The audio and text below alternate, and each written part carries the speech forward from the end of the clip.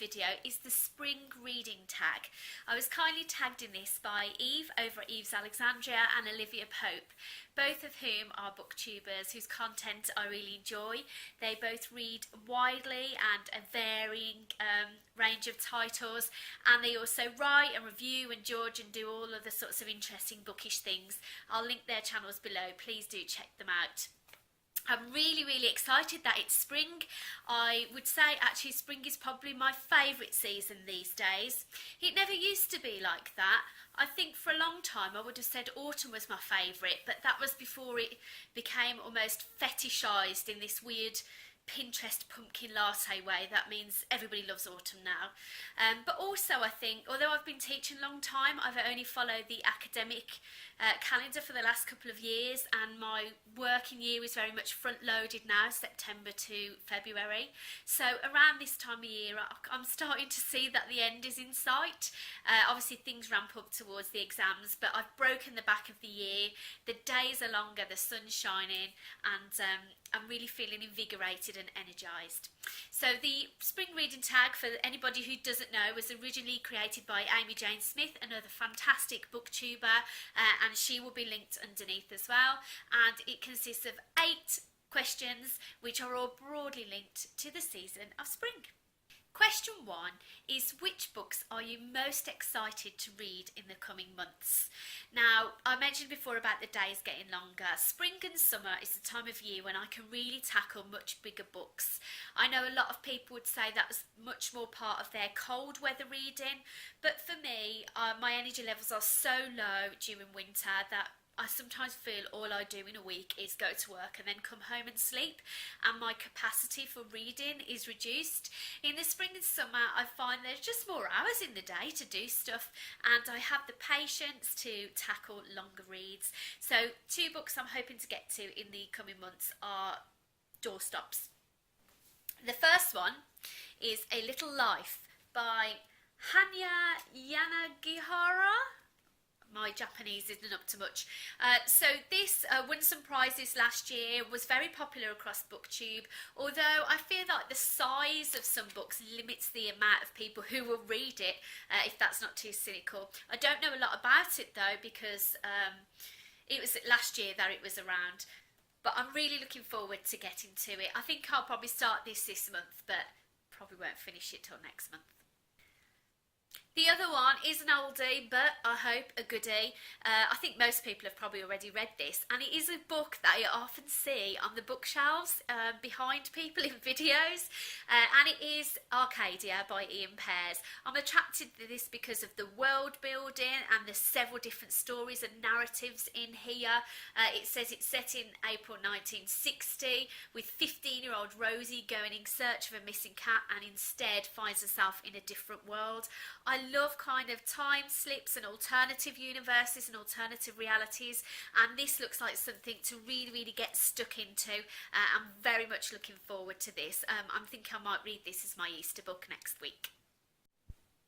The second question on the list is, what books make you think of spring for whatever reason? And I think other people who've done the tag have said the same thing, that it's very easy to think of titles which evoke summer or to some degree winter and autumn, but spring is definitely the trickiest season. But for me, 2 titles sprang to mind immediately.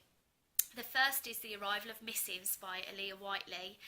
This book was published by Unsung Stories, I want to say. It's a very small independent publisher last year, and it's a slim volume, a novella really, telling the story of a young girl and what happens to her over the period of a May Day. It's set in the early 20th century in a small village, and opens with a very kind of Thomas Hardy rural story feeling, but our heroine is in love with the local school teacher, and when she goes to profess her love to him, she uncovers a rather shocking secret. This story is genre defying. In fact, it's a blending of several genre types. If you like sci-fi, check it out. If you like speculative fiction, check it out. Just check it out. I think I gave it 5 stars. I really loved it. But the Mayday village fate setting just screams spring to me. And anything that really focuses on sort of the optimism of youth is obviously a very spring-like thing. The second book I thought of is Jitterbug Perfume by Tim Robbins. Now, Tim Robbins, I think he's a very underread author in the 21st century, and you may not have heard of this book. It was out in the 1980s, a very big writer in the 1980s, and he blends kind of magical realism with more prosaic storylines. It's a very, very difficult book to describe.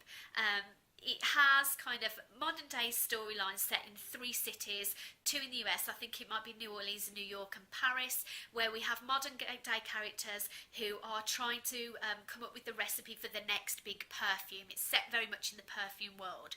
At the same time, we have more magical elements with an immortal king, a guy called Alabar, who has uncovered the secret of life.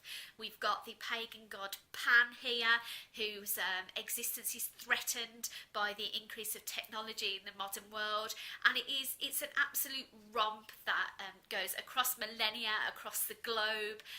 There's kind of adventure and comedy, and I guess it's spring to me because there's people searching for immortality, and there's that theme of youth, but also Pan, the pagan god of fertility and fecundity and all growth and new, and it's a really, really, really good book, and I can't recommend it highly enough. In fact, although I don't reread, it is one I would consider rereading just to see if it kind of stood up to how much I enjoyed it the first time round. So check that one out if you can at all get a hold of it. And if anybody has read it, actually, just let me know in the comments down below, because I'll be interested to see if he is still doing the rounds at all. The third question is, what books would you recommend to brighten someone's day? Now, for me, this was the most difficult question, bizarrely, because I think of myself as a real kind of positive, happy, optimistic person, and I would say one of my core values is humour. I love to laugh. I think I'm quite a funny person. I enjoy being around funny people, but I don't really read many funny books, and I went through my Goodreads list. I couldn't find any books that really made me laugh, so maybe I was approaching this from the wrong angle. I think for me, books to lighten my mood are probably not fiction books, and I would hand somebody some non-fiction examples, specifically biographies or autobiographies of funny women. So things I've enjoyed reading over recent years are books by people like Caitlin Moran, or comedians like Tina Fey, and the one I would pick actually is Yes Please by Amy Poehler. I read this last year. I'm a big fan of Amy Poehler. I think she's really funny. And this book just tells the story of Amy Poehler's life and her successful career as a writer and a comedian in America. I think it's always interesting to read about successful women in entertainment as well as in other arenas. And it was just a nice, easy, fun read, which I'd recommend. Question 4, the days are getting longer. Yay! What's the longest book that you've read? The longest book that I've read, according to Goodreads, is The Cider House Rules by John Irving. John Irving is another big 20th century American author, and I always say I don't read American literature, but obviously I do. I really like John Irving. I've read a couple of his books, and I've got a couple more I'd like to read this year. The Cider House Rules comes in at a whopping 973 pages and tells the story of Homer Wells, an orphan who grows up in an orphanage/hospital under the parentage of Dr. Wilbur Larch, who adopts him. Homer becomes an invaluable part of the business at the orphanage, helping women give birth to their babies, but not taking part in the other side of the business, which is helping women end their pregnancies. John Irving is a storyteller, very much in the style of, I don't know, Charles Dickens or something. It's a big sweeping epic, as a lot of his books are, which tells the whole story of Homer Wells' life as he grows up and his friendship with a local wealthy man, and he falls in love with his friend's girlfriend, and the relationships he has with the transient fruit pickers that travel through New Hampshire through different seasons. It's just a really lovely book. I think if you're in the mood for really getting stuck into a very slow paced big narrative, very much I should say spring, shouldn't I, but a kind of a warm weather book, I would definitely say go for that one. And again, if anybody has read any John Irving, let me know underneath. He's not an author I hear mentioned a lot across BookTube. I also have read A Prayer for Owen Meany, which is a very unusual story. And I've got The Water Method Man and another one on my shelves to get to soon. Question 5 is, spring brings new life to nature. Think of a book that doesn't exist but that you wish that it did, or words to that effect. Yeah. So I think I'm going to hope for a book that might exist in the future, and it's a new book by David Mitchell. David Mitchell has written a range of very famous books. One of his most famous ones is Cloud Atlas, but my particular favourite of his is Bone Clocks, which was released a couple of years ago now. And again, a very big book which combines sort of fantasy element of an intergalactic war between two races of immortal beings, and the effects it has on the humans that they come into contact with. Much like Cloud Atlas, it's a series of kind of 4 or 5 different, almost separate novellas joined into one big book. And I thought it was an amazing read. David Mitchell is known for having links between all of his books. They create sort of an Uber book, I think he's called it, where characters tend to pop up in other novels. And I hope he continues to do this. I also enjoyed Slade House by him last year, which is like a companion book to the Bone Clocks and had some familiar faces in. My hope is that David Mitchell's next novel will see some familiar characters, and I'd really like to read, particularly the main character of the Bone Clocks is a woman called Holly, and I'd really like to read more about her relatives. So she has a daughter called Aoife who passes away within the narrative of the Bone Clocks, but at the end of the Bone Clocks it's set sort of 30-40 years in the future, and Holly's looking after her grandchildren, so I'd really like to hear more about their lives as well. I don't know if Mitchell's got any books planned to come out soon. It should be something I should read into, really. But I'll always read anything that he writes. But that is a book that I'm hoping I can read in the future. 6 was, spring is a time of growth and change. How has your reading changed over the years? So my reading has changed dramatically over the years, but then I am talking the period of 36 years I've been reading. The biggest difference, I think, has got to be technology. So when I was a teenager, early 20s, we didn't have the internet, and you kind of got hold of books either through the library or maybe recommendations with friends. I read a lot more genre fiction then, so I used to read a lot of horror, a lot of Stephen King, a writer called Graham Masterton, and if you found a writer that you liked, you just used to seek out everything by them and kind of go about it that way. Of course, the advent of technology means that you can link up with like-minded people, and all of a sudden you get to read a lot more reviews of books, and the world has sort of opened up. So these days I read a lot more literary fiction. I suppose I should consider the impact of my studies on that, but I didn't really enjoy studying English at university. That might be a topic for a different video.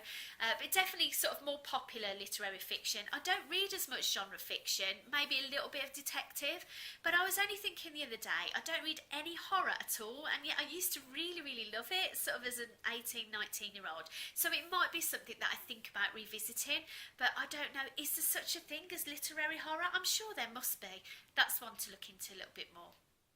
Question 7, we're a couple of months into the year. How's your reading going? I think it's going great. I'm averaging kind of 7-8 books a month, and I know it's not a numbers game, but my reading's been really consistent. I've read a couple of really good books. I don't think I've had the book of the year yet, you know, the one that's going to blow me away.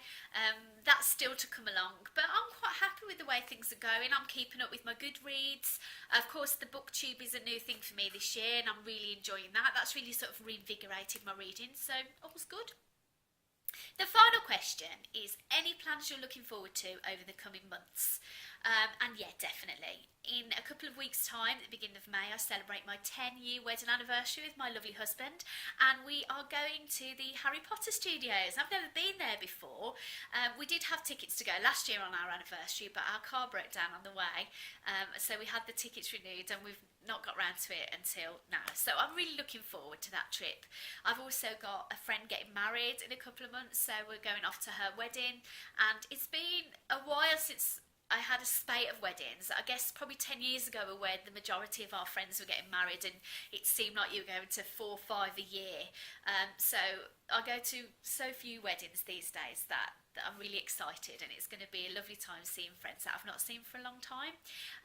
Aside from that, I'm really looking forward to next week because it's Easter holidays. I'm not at work.